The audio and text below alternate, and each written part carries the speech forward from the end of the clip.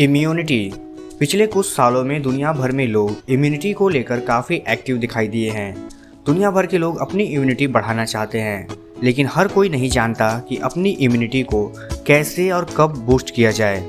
चलिए आज हम आपको बताते हैं अपने घर बैठे बैठे अपनी इम्यूनिटी को बढ़ाने के 5 ऐसे तरीके जिससे आपकी इम्यूनिटी काफ़ी हद तक बूस्ट हो जाएगी।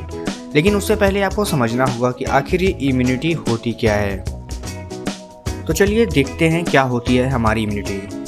अगर साइंस की भाषा में कहें तो हमारा इम्यून सिस्टम एक बहुत ही कॉम्प्लेक्स नेटवर्क है जिसमें अलग अलग तरह के सेल्स काम करते हैं, ऑर्गन का भी अपना हाथ होता है और अलग अलग तरह की मेटाबॉलिक प्रोसेस।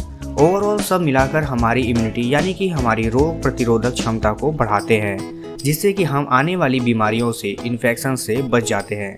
यही वो इम्यूनिटी होती है जो हमें अलग अलग तरह के वायरस, बैक्टीरिया और प्रोटोजोआ और ऐसी बहुत सारे पैथोजन जो कि हमें रोग ग्रसित करते हैं उनसे हमारी रक्षा करती है। लेकिन ये भी एक सवाल है कि आज तक रिसर्चर्स ने इस पर जितनी भी रिसर्च की है हमारे इम्यून सिस्टम की फंक्शंस को पूरी तरह से नहीं समझ पाए हैं, और इस पे आज भी काम होता रहता है ताकि ये समझ सके कि हमारा इम्यून सिस्टम कैसे वर्क करता है, जिससे कि हमारी लाइफस्टाइल और हमारा ग्रोथ अच्छा हो सके।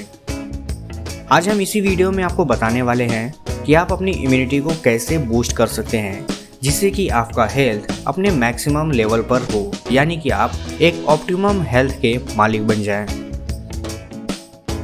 इस लिस्ट पे नंबर 1 पे आता है हमारा फूड। आपको समझना होगा कि आपको अपनी इम्यूनिटी बढ़ाने के लिए कैसे फूड खानी चाहिए। इससे कोई फ़र्क नहीं पड़ता कि आप गांव में रहते या शहर में। हम आज जो आपको फूड बताने वाले हैं वो आपको ईजिली दोनों जगह मिल जाएंगे। हम बात कर रहे हैं फूड की, यानी कि ऐसे फूड जिसमें vitamin A, vitamin B6, folic acid, vitamin C, D, E और ढेरों मिनरल्स पाए जाते हों। खासकर ये सारी चीज़ें फ्रूट और वेजिटेबल्स में मिलती हैं। और अगर आपके घर में दही हो तो दही खाना ना भूलें। और एक बात का पूरा ध्यान रखें कि विटामिन C जो होता है बहुत ज़्यादा गर्म करने पर डिस्ट्रॉय हो जाता है, यानी कि ये किसी काम का रहता नहीं है। तो ऐसे खट्टे फल या सब्जियां जिसमें विटामिन C पाया जाता है, कोशिश करें कि उसको थोड़ा कच्चा ही रहने दें, बहुत ज़्यादा हीट पे गर्म ना करें। दूसरे नंबर पे आता है प्रोबायोटिक और प्रीबायोटिक फूड। सबसे पहले आपको समझना होगा कि ये होते क्या हैं। ये दरअसल एक ऐसे तरह के माइक्रोब्स होते हैं जिनको हम अपने घरों में अक्सर यूज़ करते हैं, यानी कि सूक्ष्म जीव। अक्सर आपने देखा होगा आपके घरों में दही या किसी फर्मेंटेड फूड को बनाने के लिए कुछ पदार्थ का यूज़ किया जाता है, जैसे कि ईस्ट वगैरह। यही होते हैं प्रोबायोटिक बैक्टीरिया या फिर ऑर्गेनिज्म। इन्हीं से जो फूड तैयार होता है, जैसे कि दही, फर्मेंटेड और भी अलग तरह के फूड, यही होते हैं प्रोबायोटिक और प्रीबायोटिक फूड। इसमें आप ऐड कर सकते हैं गार्लिक, अनियन, एप्पल और वेज और ऐसे सब्जियां जो कि पत्तेदार होती हैं, जिससे कि आपका ये दोनों कमियां जो होती हैं वो पूरी हो सकती हैं।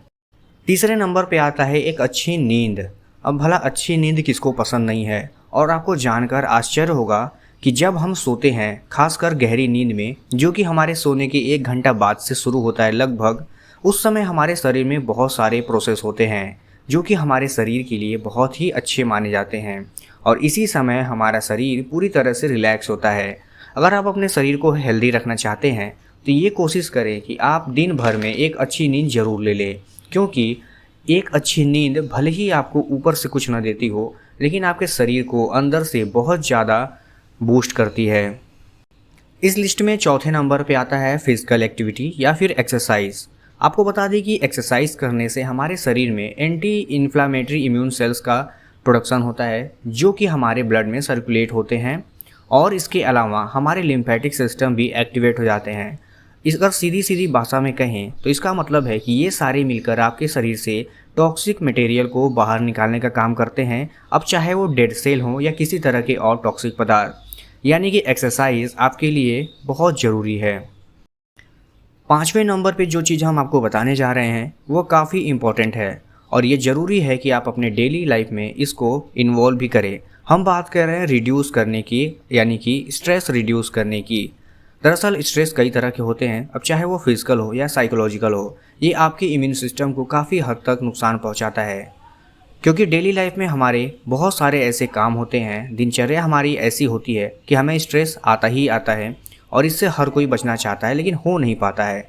कोशिश करना है आपको कि अपने स्ट्रेस को कम किया जा सके। इसके लिए आप चाहें तो किसी एक्सरसाइज का सहारा ले सकते हैं, या फिर किसी मूवी, या फिर किसी अच्छे फूड का, या फिर एक अच्छी नींद भी आपके स्ट्रेस को काफ़ी हद तक कम करने में मदद करती है। ओवरऑल अगर आप इन 5 उपायों को अपनाते हैं तो आपकी इम्यूनिटी बहुत हद तक बूस्ट हो जाएगी और आप एक अच्छे और सेहतमंद इम्यून सिस्टम के मालिक होंगे। आपका शरीर बहुत ही ऑप्टिमम लेवल पर वर्क करेगा। तो दोस्तों, ये थे 5 उपाय जिसकी वजह से आपका इम्यून सिस्टम बूस्ट हो सकता है। उम्मीद है कि आपको ये 5 उपाय बहुत अच्छे लगेंगे और आपकी सेहत को अच्छा बनाकर भी रखेंगे।